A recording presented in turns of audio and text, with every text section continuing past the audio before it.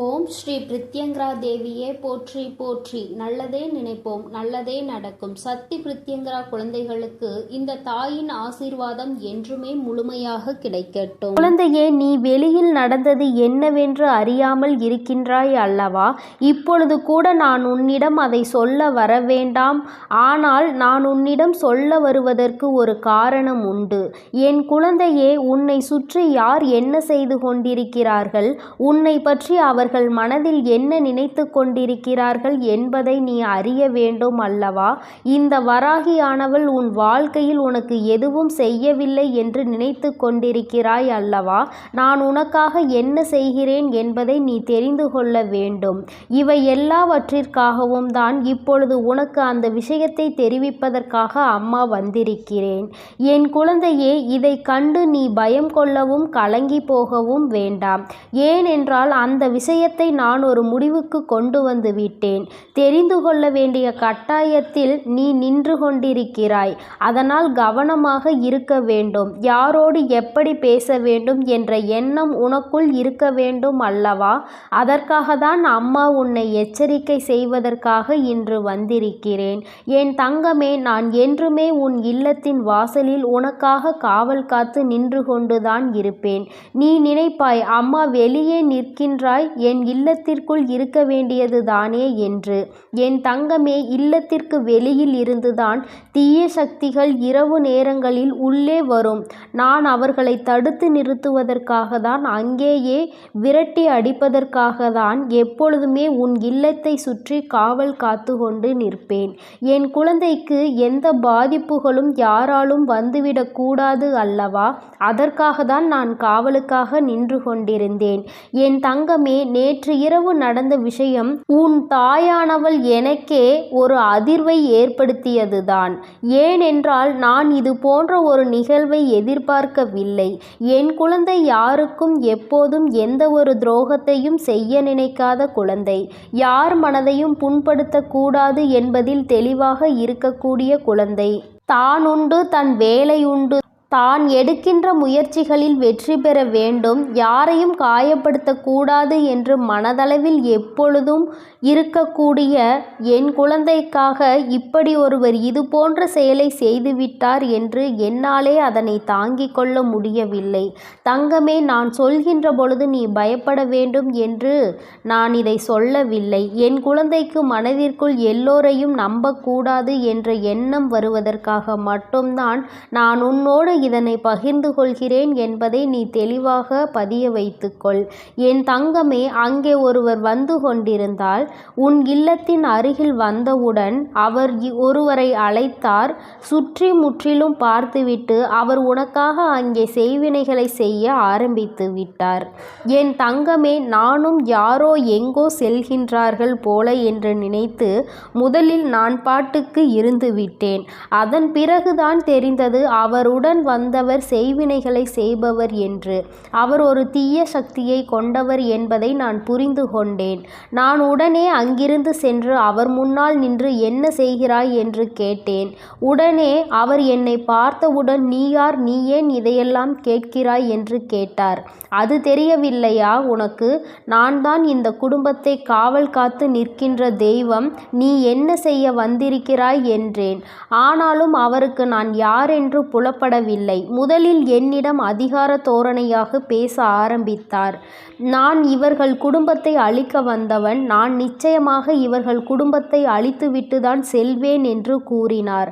அவருடன் இருந்தவரோ, யார் அவரை அழைத்து வந்தாரோ அவர் முதலில் அங்கிருந்து ஓடிவிட்டார். அந்த செய்வினைகளை செய்ய வந்தவர் மட்டுமே என்னோடு பேசிக் கொண்டிருந்தார். என் குழந்தையே, அவர் ஒரு தீய சக்தி என்பதால் என் முன்னால் நின்று பேசிக் கொண்டிருந்தார். ஆனால் உனக்கு செய்வினைகளை செய்ய வந்தவர் சாதாரண மனிதர் என்பதால் என் முன்னால் நிற்க முடியாமல் ஓடிவிட்டார். என் தங்கமே, அந்த செய்வினைகளை செய்ய வந்தவர் என்னிடம் சொல்லிய ஒரு விஷயம் எனக்கு நிச்சயமாக அதிர்ச்சியை ஏற்படுத்தியது. அவர் என்னிடம் சொல்லியது என்ன தெரியுமா? அவரை அழைத்து வந்தவர் உன் குடும்பத்தை அழிக்க சொல்லி இருக்கான். குடும்பத்தில் எந்த ஒரு உயிரும் தப்பக்கூடாது என்று சொல்லியிருக்கின்றார். என் தங்கமே, இது எத்தனை பெரிய பாவம் என்பதை அறியாமல் அவர் செய்ய சொல்லி இருக்கின்றார்.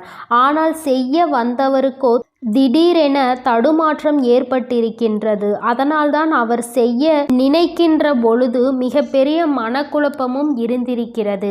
என்னை பார்த்தவுடன் முதலில் என்னிடம் திமிராக பேசியவர் கொஞ்சம் கொஞ்சமாக நான் யார் என்பதை புரிந்து கொள்ள ஆரம்பித்து விட்டதால், அம்மா வராகி அம்மா, என்னை மன்னித்து விடுங்கள். நான் அறியாமல் இவர் சொன்ன பேச்சை கேட்டு இவர்களுக்கு தீங்கு செய்ய வந்து விட்டேன். இவர்கள் உன்னுடைய குழந்தைகள். நீ இவர்களுக்கு பாதுகாவலாக நின்று கொண்டிருக்கிறாய் என்பது எனக்கு தெரியாமல் போய்விட்டது. நான் நிச்சயமாக இவர்களை எதுவும் செய்ய மாட்டேன். இனிமேல் என்னால் அது செய்யவும் முடியாது என்பதை நான் உணர்ந்து கொண்டேன். நீ இருக்கும் பொழுது நான் எப்படி இவர்களுக்கு இதையெல்லாம் செய்ய முடியும்? தெரியாமல் வந்துவிட்டேன். என்னை மன்னித்து விடு தாயே. நான் இங்கிருந்து சென்று விடுகிறேன் என்று சொன்னார். என் குழந்தையே, அவரை நான் உடனே திரும்பி பார்க்காமல் செல்லும்படி சொல்லிவிட்டேன். இது போன்ற விஷயம் நடந்தது என்று வெளியே சொல்லக்கூடாது என்பதையும் நான் செய்துவிட்டேன். இனிமேல் இது போன்ற காரியங்களை செய்யக்கூடாது என்றும் சொல்லியும் அனுப்பிவிட்டேன். என் தங்கமே, அவரை அழைத்து வந்தவர் யார் தெரியுமா? உனக்கு மிகவும் நெருக்கமானவர். முன்பு ஒரு நாள் உன்னோடு மிகவும் நெருக்கமான அன்போடு இருந்தவர். ஆனால் இப்பொழுது அவருக்கும் உனக்கும் இடையில் மனஸ்தாபங்கள் ஏற்பட்டிருக்கிறது. முதலில் சிறிதாக ஏற்பட்ட அது மிக பெரிதாக விரிசல் அடைந்து விட்டது. இருவரும் ஒருவருக்கொருவர் பார்த்து கொண்டால் கூட பேசுவது கிடையாது. அவர் யாரோ நீ யாரோ என்கின்ற மனநிலையில் இருந்து கொண்டிருக்கிறீர்கள். என் குழந்தையே, நீயோ அவர் செய்த துரோகத்தை மறந்து விட்டாய். இனி ஒருபோதும் நினைக்க கூடாது. நினைக்க நினைக்க நமக்கு வேதனைகள் தான் அதிகமாகி கொண்டிருக்கும் என்று நினைத்து நீ அதை விட்டு விட்டாய். ஆனால் அவரோ இதை பற்றி எப்பொழுதும் சிந்தித்து கொண்டு எப்படியாவது உன்னை பழிவாங்கி விட வேண்டும் என்று நினைத்து அதற்காக என்ன செய்ய வேண்டும் என்பதில் மட்டுமே சிந்தனையை வைத்து கொண்டிருக்கிறார்.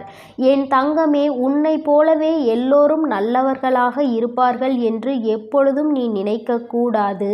ஏனென்றால் எல்லோருமே ஒன்று போல் எப்பொழுதும் நினைப்பது கிடையாது.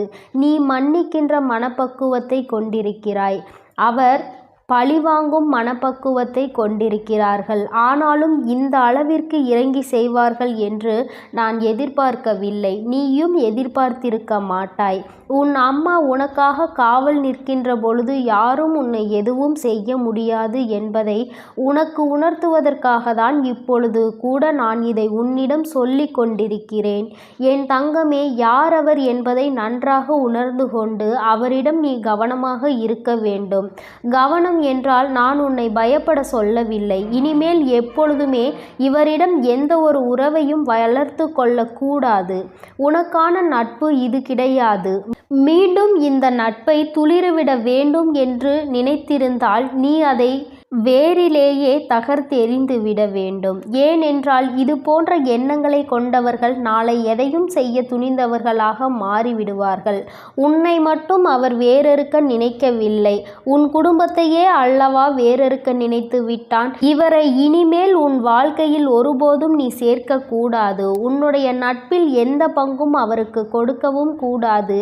இது போன்ற ஒரு நட்பினை இழந்ததற்காக காலம் முழுவதும் அனுபவிக்க போகிறான். என் தங்கமே, நான் இப்பொழுது இதை இப்படியே விட்டுவிடப் போவது கிடையாது. இந்த தாயானவள் அவரை நிச்சயமாக நல்லபடியான அறிவுரை வழங்க நினைப்பேன் என்று நினைக்காதே.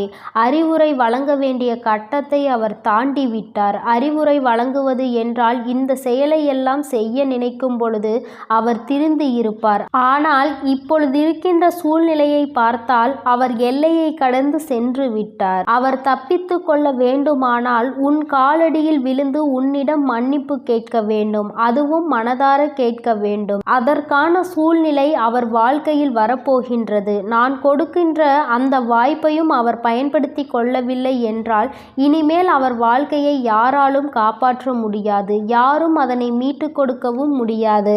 அவர் படுகின்ற கஷ்டத்தை பார்த்து என்னுடைய நல்ல குழந்தை, நீ என்னிடம் வந்து அவரை எதுவும் செய்யாதீர்கள், காப்பாற்றுங்கள் என்று கேட்டுவிடாதே. நான் மிகுந்த கோபத்தில் ரூபத்தில் அவரை தண்டிக்க காத்து கொண்டிருக்கிறேன்.